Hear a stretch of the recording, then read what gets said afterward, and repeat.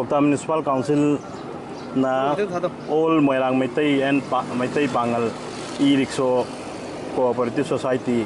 ama koi semaga e-rickshaw asi piri bagi maram di economy amasung environment free oibana oiba matam siga chuna ba pamakpa maram aduna e-rickshaw asi koi society sina khannaraga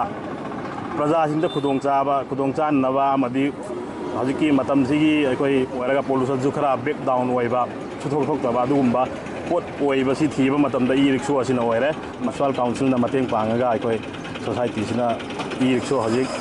20 gumbai koi launch ta ngasi si tawre haina ai miam da declare tawder sini praja singna su asugumbai e-rickshaw asida sojo pi na biu amadi mateng pang biu praja sing khudong chan naba nongai na ba haibu ai koi council ya society gi mai kan gi thamdare Rusi maru oibadi all Moirang Kendra ning koi Kokta Municipal Council gi area sida gina Moirang gi kano sing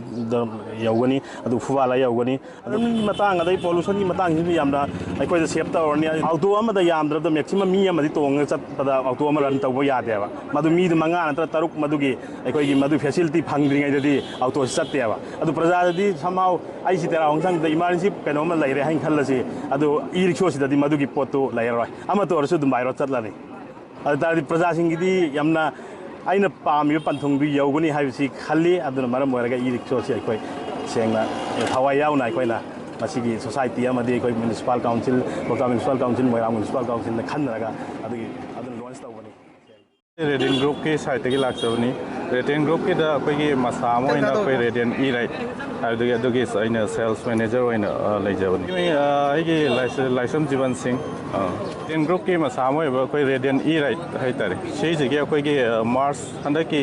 this year gi March ge koi Green Manipur campaign na ma hojawni sida koina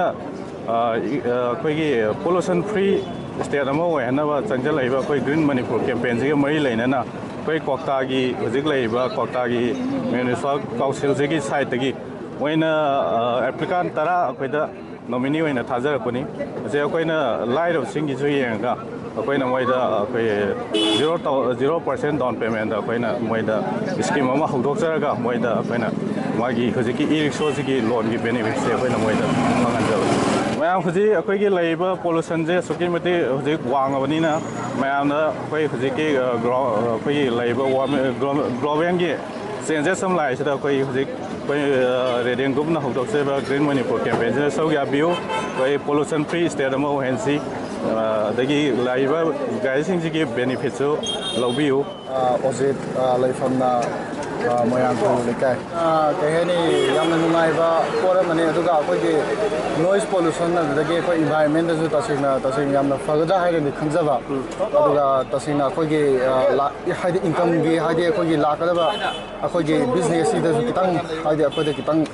haidi mai pak da ne khanjaba hai da haidi saving gi yamna tawdre aduga lakada ba pot ju yamna